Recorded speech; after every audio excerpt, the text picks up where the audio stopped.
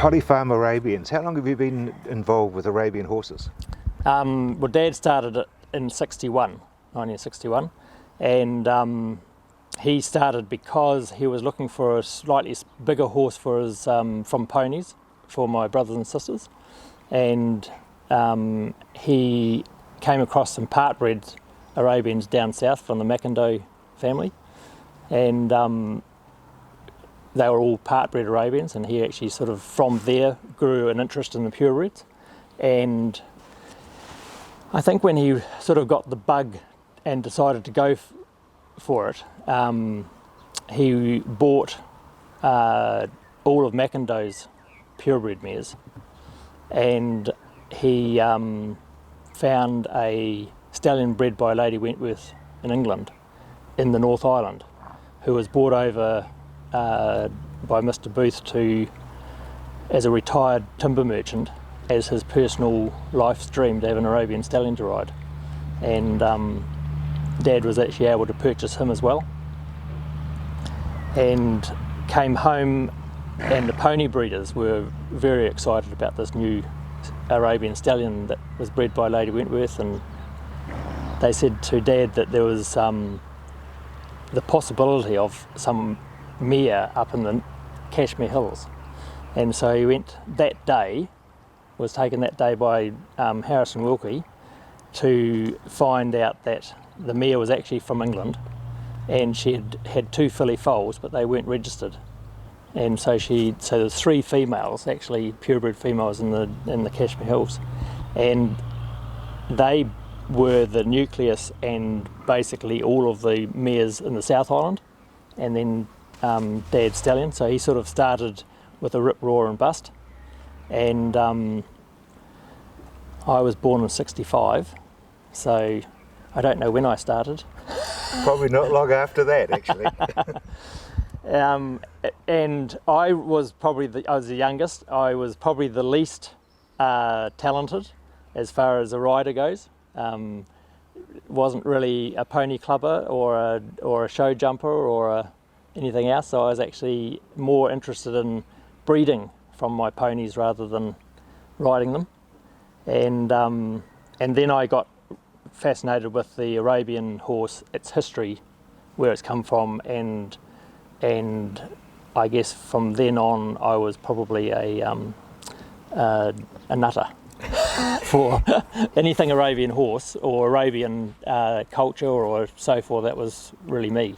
Because there's several sectors, isn't there? There's Polish and Russian and German and...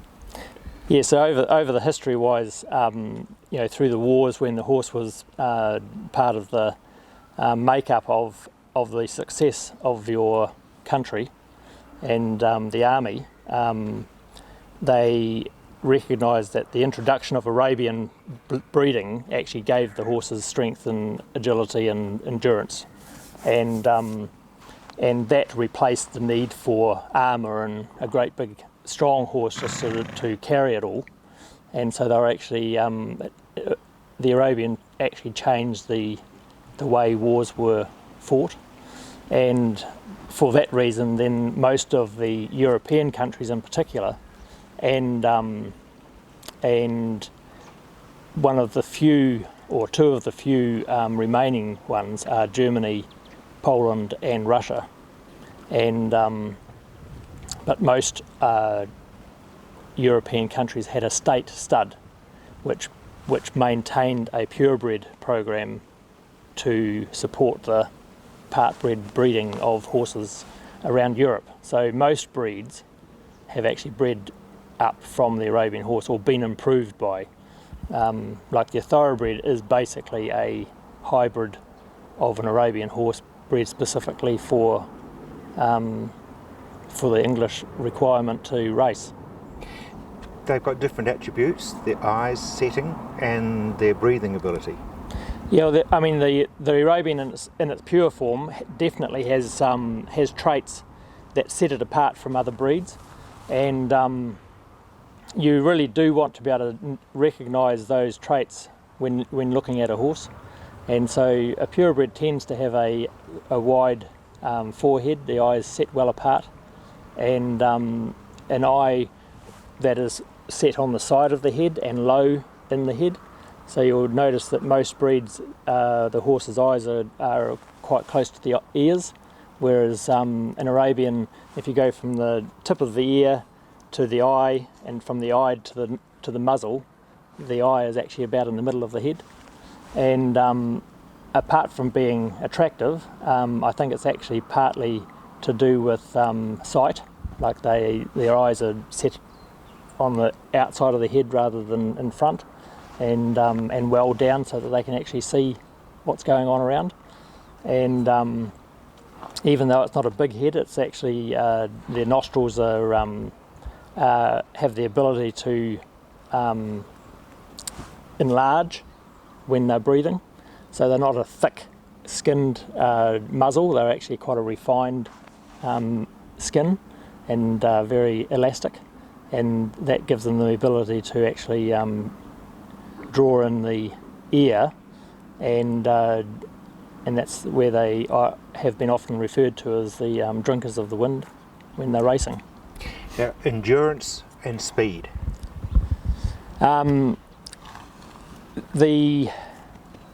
The likes of, in comparison to your thoroughbred, which is a fast racehorse over good distances, the Arabian is a horse that has the endurance ability to keep going over extensive distances.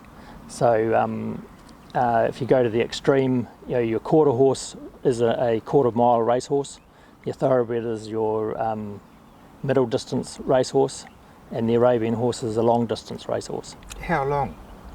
Well, your world championships are 100 mile or 160 kilometres, and the world record for a 160 kilometre is 5 hours 45 minutes, and that was actually set by a gelding bred in Australia, but actually a grandson of one of my stallions. So he's pretty Proud good. moment. Mm. And you're riding yourself?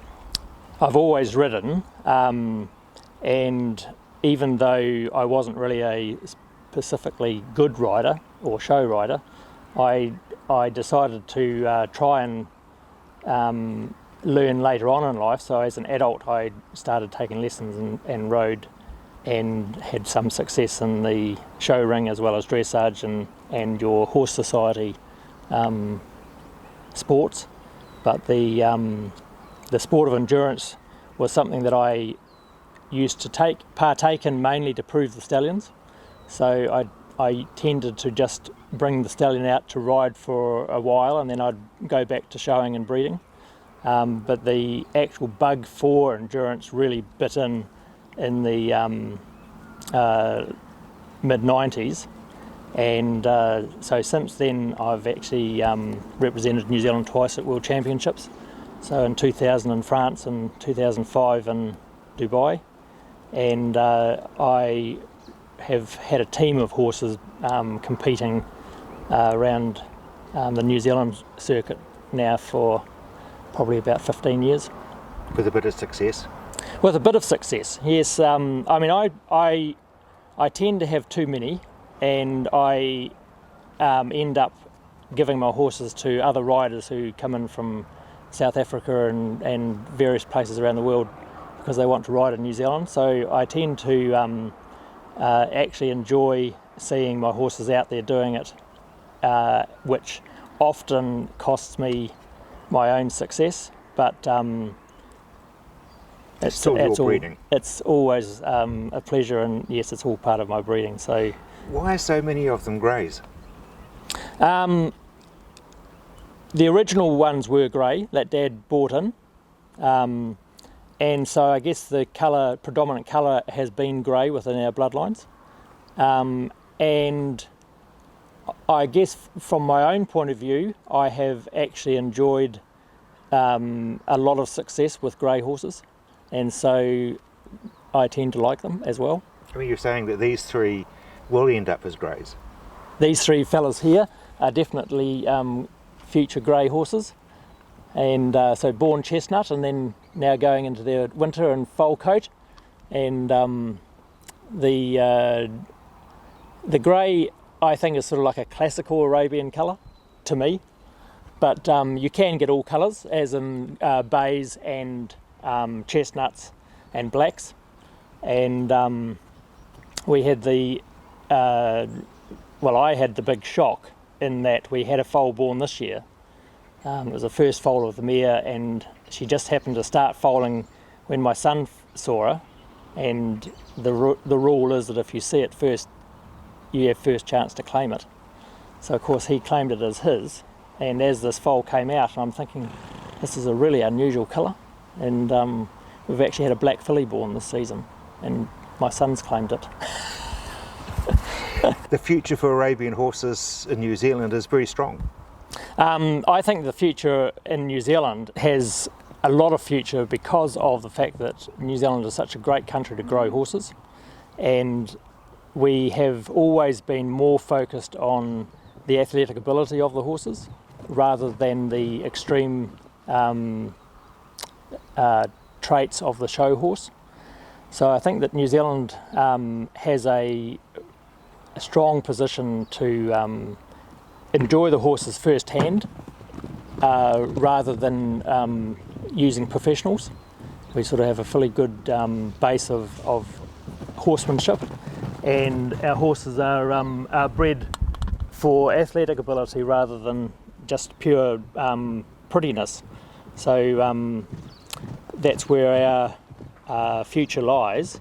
And then of course the rest of the world will and have actually bought a lot of our horses because of that reason. So a little bit the same as the staying power of the thoroughbred. This part of the world does very well producing sound athletic horses. So